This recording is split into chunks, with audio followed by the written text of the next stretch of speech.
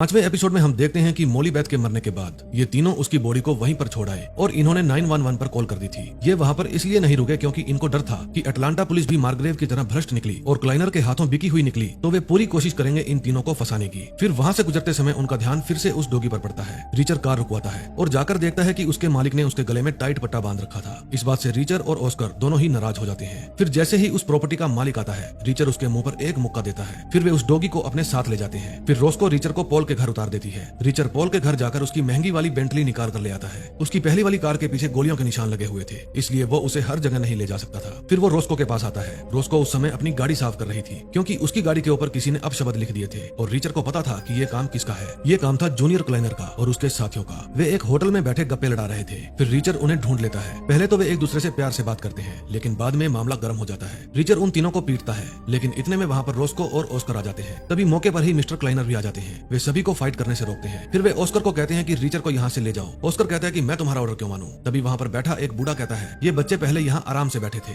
जब से ये पहलवान आया है तब से ही झगड़ा शुरू हुआ है। मिस्टर क्लाइनर कहते हैं कि तुम एक अच्छे नागरिक हो। फिर रिचर जूनियर क्लाइनर को कहता है कि तुमसे जल्दी ही मुलाकात होगी छोटू, और वहाँ से बाहर चला जाता है। फिर रोस्को के फोन पर टील का फोन आता है। टील उसे फायर कर देता है। ऑस्कर के पूछने पर वो बताती है कि मैंने उस जली हुई कार की रिपोर्ट दर्ज नहीं की थी, इसलिए अपना काम ठीक ढंग से न करने के लिए उसने मुझे फायर कर दिया। अब हम क्या करेंगे? रिचर कहता है कि हम जो के पेंडिंग काम पूरे करेंगे। ऑस्कर कहता है कि मीटिंग को अभी 3 दिन नहीं हुए हैं, इसलिए वे लोग अभी वापस नहीं आए होंगे। उनके आते ही नियली हमें बता देगी और गैरेज हम जाकर देख ही चुके हैं। अब बचती है ग्रे की फाइल। क्या ग्रे ने कभी तुम्हें कोई गिफ्ट दिया है? रोस्को कहती है कि वो गन मुझे ग्रे ने ही दी थी जो मैंने तुम्हें दी थी। फिर वे जाकर उसका बॉक्स चेक करते हैं। बॉक्स को अच्छे से चेक करने पर उन्हें उसके अंदर से एक चाबी मिलती है। अब उन्हें ये पता लगाना था कि ये चाबी किस ताले की है। रोस्को कहती है कि उसका पूरा हफ्ता या तो घर या फिर पुलिस स्टेशन में ही बीतता था। हफ्ते में एक बार वो बाल भी कटवाने जाता था। रिचर कहता है कि उस आदमी को हफ्ते में एक बार बाल कटवाने की क्या जरूरत, जिसके सिर के बाल पहले से ही बहुत कम है। फिर वे उसी बार्बर के पास जाते हैं। बार्बर उन्हें एक बक्सा दिखाता है और कहता है कि ग्रे ने ये तुम्हारे लिए छोड़ा था, लेकिन ये भी कहा था कि जब वो खुद तलाश करती हुई आए तभी उसे ये बक्सा देना है। जब वे उस बक्से को खोलते हैं तो उसमें बहुत सारी फाइलें और बहुत सारी डायरेक्टरी मिलती है। फिर वे वहीं पर बैठकर उन सभी फाइलों को चेक करते हैं। रात बहुत हो गई थी, इसलिए बार्बर उन सब के लिए सैंडविच बनाकर लाता है। ये फाइलें चेक करके अब तक उनको समझ में आ गया था कि क्लाइनर का पैसा यहाँ से बाहर जा भी रहा था और बाहर से आ भी रहा था। रकम भी आपस में मेल नहीं खा रही थी। क्लाइनर ने मार्ग्रेव शहर के लोगों की ईमानदारी खरीद ली थी ताकि कोई भी उसके खिलाफ कुछ कहे तो सब लोग उसकी सपोर्ट में खड़े हो जाए। रोस्को पूछती है मार्ग्रेव शहर ही क्यों चुना उसने, कोई और क्यों नहीं चुना। फिर रिचर मैप में सबको समझाता है कि क्लाइनर ने मार्ग्रेव इसलिए चुना क्योंकि यहाँ से नकली नोट आसपास के इलाके में फैलाना आसान है। रास्ते में कोई पुलिस नाका भी नहीं है। अब रोस्को को समझ आ गया था कि उसके अंकल ग्रे को भी इन लोगों ने ही मरवाया होगा। फिर वो गुस्से से बाहर चली जाती है। फिर जब रिचर बाहर जाता है तो उसके पास नियली का फोन आता है। वो उसे बताती है कि उसके हाथ महत्वपूर्ण जानकारी लगी है। फिर वो उसे मेम्फिस में आकर मिलने को कहती है। वो उसे अपना प्रॉपर एड्रेस नहीं बताती, लेकिन रिचर को पता था कि वो कंजूस है। वो जरूर ऐसी जगह पर रुकेगी जहाँ से बस स्टैंड भी बिल्कुल पास में होगा और खाने पीने की पूरी व्यवस्था भी होगी। रिचर उसे ढूंढ लेता है। नियली कहती है कि मुझे पता था तुम मुझे ढूंढ लोगे। फिर नियली उसे बताती है कि तुमने जिस जिसके नंबर मुझे दिए थे मैंने उन सभी का पता लगाया, लेकिन उन सबको मार दिया गया है। मारने के बाद उनकी बॉडी को बुरी तरह से कुचल दिया गया। रिचर कहता है बिल्कुल ऐसा ही मेरे भाई के साथ भी हुआ। नियली कहती है इसका मतलब अब तुम लाशें बिछा दोगे। रिचर कहता है मैंने ये काम ऑलरेडी शुरू कर दिया है। नियली कहती है कि तुम अपना ख्याल रखना क्योंकि वे लोग कत्ल करने से घबराते नहीं है, वरना तुम्हारे साइज को देखते हुए एक साथ 2 दोस्तों को खोने जैसा महसूस होगा। उधर रोस्को टील के पास जाती है और उसे मारने लगती है। फिर ऑस्कर उसे वहाँ से निकाल कर ले जाता है और उसे समझाता है कि तुम्हें उस पर इस तरह से हाथ नहीं उठाना चाहिए था। अब वो तुम्हारे खिलाफ वारंट भी निकाल सकता है और तुम्हें मरवा भी सकता है। फिर वो उसे लेकर एक होटल में जाता है क्योंकि घर पर खतरा था। रात को उसके पास रिचर का फोन आता है। वो बताती है कि पिकार्ड का फोन आया था। उसने कहा है कि पॉल की फैमिली की देखरेख के लिए कोई और ना मिला तो वो नौकरी गवा बैठेगा, इसलिए मैं वहीं जा रही हूँ। फिर ऑस्कर कहता है कि ग्रे की फाइलों में हमें पूरी जानकारी नहीं मिली, इसलिए मैं रात को जाकर क्लाइनर की फाइलें चेक करूंगा। तुम्हें पता है ना वहाँ पर कोई सिक्योरिटी कैमरा नहीं है। फिर रात को चुपके से ऑस्कर क्लाइनर के ऑफिस में जाता है। वो चुपके चुपके उसकी बिल्डिंग के ऊपर चढ़ जाता है और चोर चाबी से दरवाजा खोलकर बिल्डिंग के अंदर एंटर कर जाता है। वो जब क्लाइनर के ऑफिस के अंदर एंटर करता है तो देखता है कि किसी ने क्लाइनर का गला काटकर उसे मार दिया। ऑस्कर कहता है इसका मतलब तुम बेकसूर थे क्लाइनर। इसी के साथ 5th एपिसोड का भी एंड हो जाता है।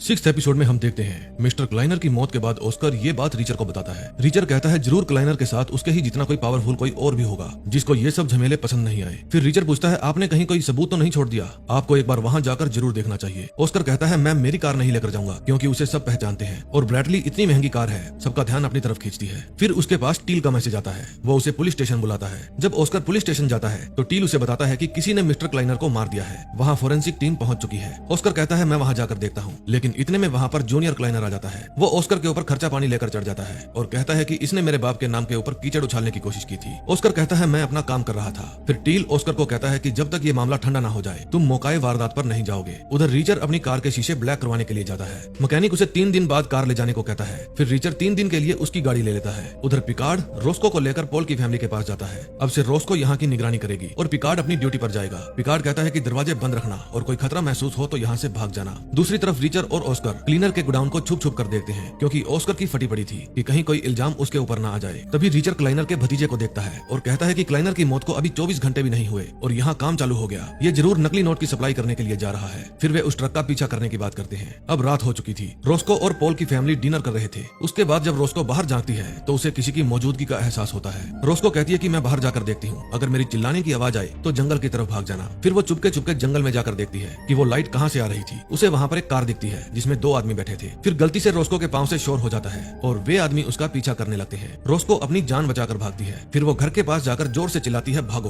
पॉल की फैमिली भी जंगल की तरफ भागने लगती है। वे आदमी लगातार उनका पीछा कर रहे थे। फिर रोस्को उनको जंगल की तरफ भगा देती है और खुद कोशिश करती है उन दोनों आदमियों को मारने की। वो उन दोनों आदमियों को मारने में कामयाब हो जाती है। उधर रीचर और ऑस्कर लगातार उस ट्रक का पीछा कर रहे थे। फिर देर रात वो ट्रक एक होटल के आगे रुक जाता है और क्लीनर का कजन एक कमरा लेकर उसमें रुक जाता है। वे रूम की लाइट बंद होने का इंतजार करते हैं। फिर उसके बाद वो ट्रक के पास छानबीन करने के लिए जाते हैं। रीचर ट्रक के ऊपर चढ़ जाता है क्योंकि उसे पता था कि वजन कम करने के लिए ट्रक की छत बिल्कुल पतली चादर से बनी होती है। फिर वो छत को चीर कर देखता है, ट्रक में कुछ भी नहीं था। इतने में वहाँ क्लाइनर का भतीजा आ जाता है। वो ट्रक को अच्छे से चेक करता है। उसको जितनी टेंशन थी देखकर लग रहा था कि ट्रक में माल है, लेकिन उसके जाने के बाद रीचर ट्रक से नीचे उतरता है और ऑस्कर को बताता है कि ट्रक बिल्कुल खाली था। अब सुबह हो जाती है। रोस्को अभी भी पॉल की फैमिली को ढूंढ रही थी। फिर फाइनली उसे पॉल की वाइफ चार्ली मिल जाती है। रोस्को कहती है कि घबराओ मत, अब वो हमारा पीछा नहीं करेंगे। फिर रोस्को कहती है कि कुछ ही दूर पर एक हाईवे है, हमें वहाँ किसी का डर नहीं होगा। फिर वे उस ओर जाने लगते हैं। कुछ देर बाद वे एक रेस्टोरेंट में पहुंच जाते हैं। रोस्को चार्ली से पूछती है क्या तुम्हें नहीं पता था कि पॉल ने 1 साल पहले ही बैंक छोड़ दिया था। चार्ली कहती है हाँ मुझे पता था। फिर चार्ली बताती है कि मिस्टर क्लाइनर पॉल से मिलना चाहते थे। उस दिन पॉल बहुत ही खुश था और उनसे मिलने के लिए गया। मिस्टर क्लाइनर कहते हैं कि मैं तुम्हें क्लाइनर इंडस्ट्रीज में शामिल करना चाहता हूँ। ये पॉल के लिए बहुत ही सम्मान की बात थी। फिर क्लाइनर कहता है कि मैं तुम्हें वेनेजुएला लेकर जाऊंगा और तुम्हारा एक टेस्ट भी लूंगा। अगर तुम उसमें पास हो गए तो तुम्हें मोटी सैलरी मिलेगी। फिर वेनेजुएला में पॉल अपने टेस्ट में पास हो जाता है। क्लाइनर कहता है कि पॉल मुझे तुम्हारे ही जैसे बंदों की जरूरत है। मैं तुम्हें तुम्हारी तनख्वाह से 4 गुना दूंगा, लेकिन बात पक्की करने से पहले मेरा पार्टनर तुमसे मिलना चाहता है। वो पास के ही एक अस्तबल में है। फिर वो चलते चलते अस्तबल में पहुंच जाते हैं। क्लाइनर कहता है कि जब ये घोड़े यहाँ पर आए थे तो पहले दिन बहुत फुदक रहे थे, लेकिन बाद में इनको यहाँ रहने की आदत पड़ गई। तुम जानते हो मैं तुम्हें ये क्यों बता रहा हूँ? क्योंकि जो पैसा तुमने ठिकाने लगाया है वो एक एक पैसा अंतरराष्ट्रीय जालसाजी योजना से जुड़ा हुआ है और इस गैर कानूनी काम के अब तुम भी हिस्सेदार बन गए हो। मैं तुम्हें इतनी मोटी तनख्वाह इसलिए दे पा रहा हूँ क्योंकि ये नोट मैं खुद छापता हूँ और तुमने अभी मेरे काले धन को सफेद करने में मेरी हेल्प की है। अब तुम एक ऐसे चक्रव्यूह में फंस गए हो जिससे जिंदा तो बाहर नहीं जा सकते। अब तुम इन घोड़ों की तरह यहाँ से भागने की कोशिश करोगे, लेकिन मैं तुम्हें एक बात बता दूं,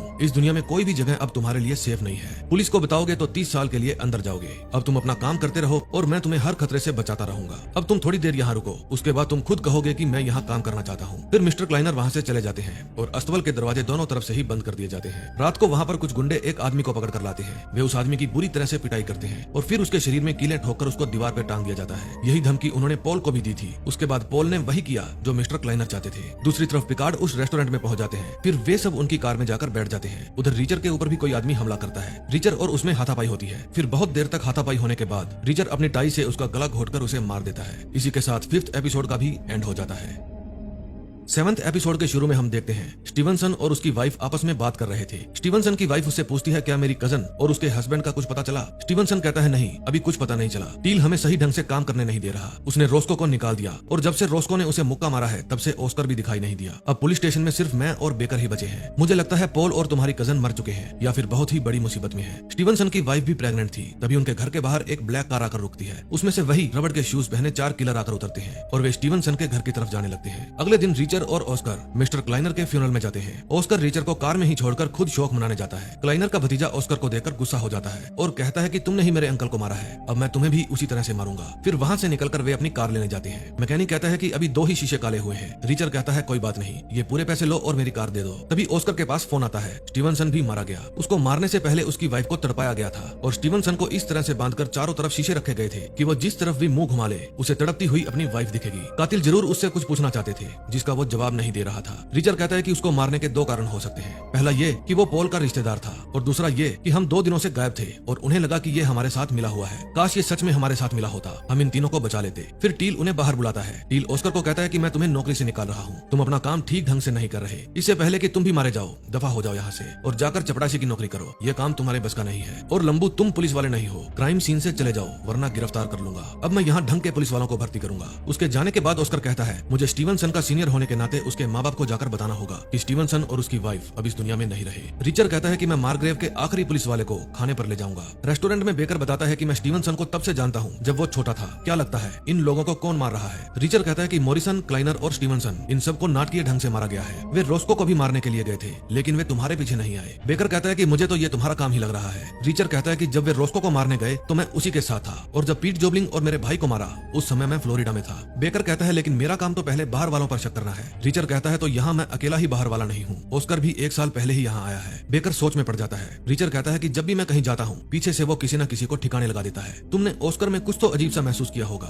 वो पॉल से पूछताछ करने गया और पॉल ने पीट जोबलिंग और जो का कत्ल स्वीकार कर लिया। कुछ तो गड़बड़ है। आज रात मैं पॉल के घर जाऊंगा और उसको अच्छे से चेक करूंगा, शायद मुझे कोई सुराग मिल जाए। बेकर कहता है कि कुछ भी पता चले तो मुझे जरूर बताना। फिर वहाँ से निकलकर रिचर अपने लिए कुछ कपड़े लेने जाता है। उसे वहाँ एक चाकू पसंद आ जाता है और वो उसे भी खरीद लेता है। फिर रात को वो पॉल के घर जाता है। वहाँ जाकर वो टीवी ऑन करके उसकी आवाज तेज कर देता है। फिर वो अपने चेहरे को स्याही से ढक लेता है और अपनी फुल तैयारी कर लेता है क्योंकि उसे पता था कि अगर बेकर किलर्स के साथ मिला हुआ है तो इस डर से मुझे भी मारने जरूर आएंगे कि कहीं मेरे हाथ कोई सबूत न लग जाए। दूसरी तरफ ऑस्कर मिसिसिपी पहुंच जाता है और स्टीवनसन के मॉम डैड के घर जाता है। वो उन्हें बताता है कि मैं आपके बेटे के साथ काम करता हूँ। ठीक उसी समय वे किलर पॉल के घर पहुंच जाते हैं। उन चारों किलर में से एक क्लाइनर का भतीजा भी था, उनके साथ एक ड्राइवर भी था। उस समय रिचर झाड़ियों में छिपा हुआ था। वे चारों किलर घर के अंदर घुस जाते हैं। अंदर तेज आवाज में टीवी चल रहा था। उन्हें लगता है कि रिचर जरूर घर में ही है लेकिन रिचर घर के बाहर था और वो उनके ड्राइवर को मौत के घाट उतार देता है। घर के अंदर वे सभी रूम चेक कर रहे थे लेकिन रिचर उन्हें घर के अंदर कहीं भी नहीं मिलता। फिर रिचर बाहर से कार का डिपर देता है। फिर एक किलर बाहर देखने जाता है कि ड्राइवर डिपर क्यों दे रहा है। फिर रिचर उसे भी ठोक देता है। तभी वो चुपके से घर के अंदर जाता है और दूसरे किलर को भी मार देता है। फिर बारी आती है तीसरे किलर की। रिचर उसे भी मार देता है। वो सबको अपने नए चाकू से मारता है। फिर बारी आती है क्लाइनर के भतीजे की।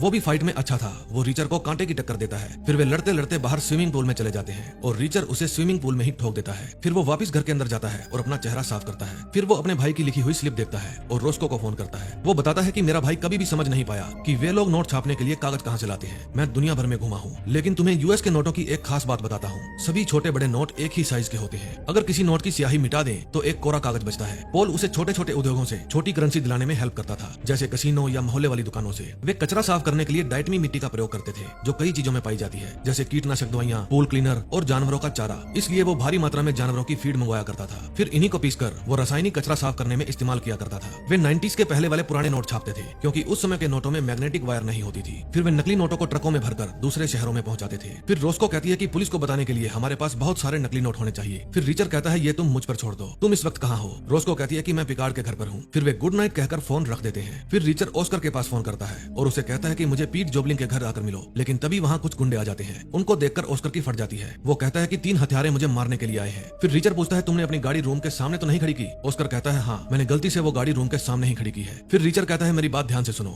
सबसे पहले अपनी गन उठाओ, फिर तुम अपना टीवी ऑन करके उसकी आवाज तेज कर दो। अब मुझे बताओ कि बिल्डिंग कितनी पुरानी होगी? ऑस्कर कहता है ये 70s या 60s में बनी होगी। रिचर कहता है तो कोई चाकू या कोई ऐसी चीज लो जिससे दीवार टूट सके और उससे साथ वाले रूम की दीवार तोड़ दो। ऑस्कर बिल्कुल ऐसा ही करता है। फिर किलर के आने से पहले ही वो दीवार तोड़कर साथ वाले रूम में चला जाता है और वहाँ से बाहर निकलकर अपनी कार लेकर रफू चक्कर हो जाता है। जाने से पहले वो किलर्स की कार के टायर पंचर कर देता है। फिर वो रिचर को हेल्प करने के लिए थैंक यू कहता है। फिर रिचर उसे सुबह पीट जोबलिंग के घर मिलने को कहता है। फिर सुबह जब वे वहाँ जाते हैं तो देखते हैं कि रात को किसी ने उनके घर में आग लगा दी थी। घर में उस समय कोई नहीं था। आग इसलिए लगाई गई थी ताकि अगर कोई घर में छानबीन करने आए तो उन्हें यहाँ पर कुछ भी ना मिले। फिर रिचर उसे बताता है कि कल रात मैंने पॉल के घर पर कत्लेआम मचा दिया। मैंने 5 गुंडों को मारा, उसमें क्लीनर का भतीजा भी था। तभी अचानक से रिचर के दिमाग में घंटी बजती है। वो कहता है कि हमने पीट जोबलिंग के नए घर की गैराज चेक की थी, उसके पेरेंट्स के घर की नहीं। शायद जो ने उसी के बारे में लिखा हो। फिर वे पीट जोबलिंग के पेरेंट्स के घर जाकर गैराज चेक करते हैं। जोबलिंग की माँ पूछती है जब तुम पिछली बार यहाँ आए तो तुम्हें पता था कि मेरे बेटे की मौत हो चुकी है? रिचर कहता है हाँ, बस मैं आपको उदास नहीं देखना चाहता था। फिर वो चली जाती है। फिर वे दोनों बारीकी से उस गैराज की छानबीन करते हैं। उन्हें वहाँ नोटों से भरा हुआ एक बक्सा मिलता है। फिर रिचर ऑस्कर को कहता है पिकार्ड को फोन कीजिए और हमने जहाँ जैगवार छोड़ी थी उसे वहीं आने को कहिए, मैं ये नोट लेकर वहीं आ रहा हूँ। फिर जब रिचर वहाँ जाता है तो रास्ते में नीली का फोन आता है। वो बताती है कि एक FBI एजेंट भी उनके साथ मिला हुआ है जिसने बिना तहकीकात ही इनका केस बंद कर दिया था।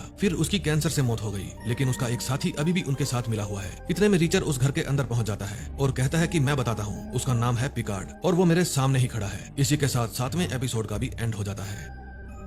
लास्ट एपिसोड में हम देखते हैं टील रिचर की गन और चाकू निकाल लेता है। जूनियर क्लाइनर कहता है कि अगर कोई होशियारी की तो तुम्हारे दोस्त का भेजा उड़ा दूंगा। ऑस्कर पिकार्ड को कहता है कि मैंने तुम्हें अपना दोस्त समझा था। पिकार्ड कहता है दोस्ती गई टिंडे लेने, पैसा दोस्ती से ज्यादा अहमियत रखता है। तुमने और इस वन मनुष्य ने नाक में दम कर रखा है। फिर जूनियर क्लाइनर उसे रोस्को की वीडियो दिखाता है। रोस्को कहती है कि उन्होंने मुझे और पॉल की फैमिली को बंदी बनाकर रखा हुआ है। क्लाइनर कहता है कि हम जो चाहते हैं वही करो। रिचर कहता है मैं नहीं करूंगा क्योंकि तुम उन्हें वैसे भी जिंदा नहीं छोड़ोगे। टील कहता है तुमने सही कहा, हम तुम्हें, रोस्को और ऑस्कर को मार डालेंगे, लेकिन पॉल की फैमिली अभी भी जिंदा बच सकती है। फिर रिचर जूनियर क्लाइनर को कहता है मैं जानता हूँ तुम अपने बाप की मौत का बदला लेना चाहते हो, लेकिन हमने उन्हें नहीं मारा। जूनियर क्लाइनर कहता है कि उनको मैंने ही मारा है क्योंकि वे मुझे सुधारने के लिए किसी संस्था में भेजने वाले थे। स्टीवनसन, पीट जोबलिंग, तुम्हारी दोस्त मोली बेथ और तुम्हारा भाई जो, इन सबको मैंने ही मारा है। अब तुम हमारा एक छोटा सा काम करो, पिकार्ड को साथ ले जाओ और पॉल को ढूंढकर हमारे पास ले आओ। अगर सुबह 6 बजे तक तुम्हारा फोन ना आया कि पॉल मिल गया है तो हम उन चारों लड़कियों को मार देंगे। पिकार्ड और रिचर उसे ढूंढने निकल जाते हैं। रिचर कहता है जब मुझे कुछ पता ही नहीं है तो मैं बेमतलब कहाँ गाड़ी घुमाता फिरूं। पिकार्ड कहता है ये काम तुम्हारे अलावा कोई नहीं कर सकता।